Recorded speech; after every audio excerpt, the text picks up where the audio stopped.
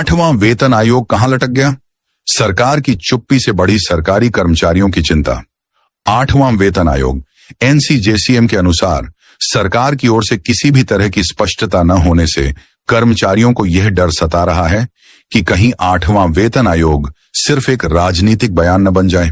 8वां वेतन आयोग को लेकर केंद्र सरकार ने भले ही साल की शुरुआत में संकेत दिए थे, लेकिन अब तक कोई आधिकारिक घोषणा नहीं हुई है।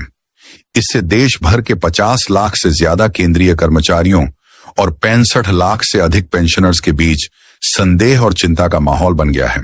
National council joint consultative mechanism के सचिव शिव गोपाल मिश्रा ने 18 जून 2025 को कैबिनेट सचिव को पत्र लिखकर साफ साफ कहा है कि सरकार को अब टर्म्स ऑफ रेफरेंस TOR यानी आयोग के कामकाज की शर्तें तुरंत सार्वजनिक करनी चाहिए। सरकार की घोषणा, लेकिन कोई औपचारिक आदेश नहीं।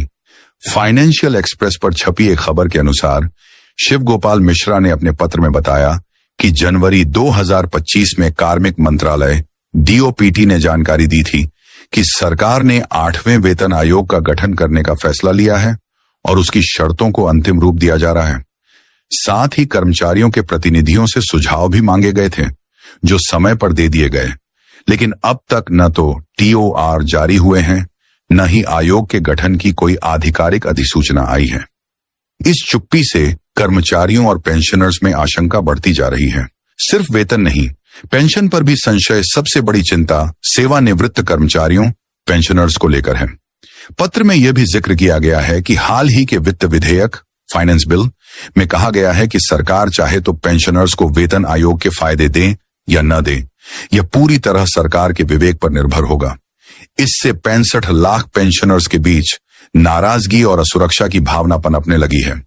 वे चाहते हैं कि जैसे सेवा में लगे कर्मचारियों को वेतन संशोधन मिलेगा, वैसे ही उन्हें भी समान लाभ मिलना चाहिए।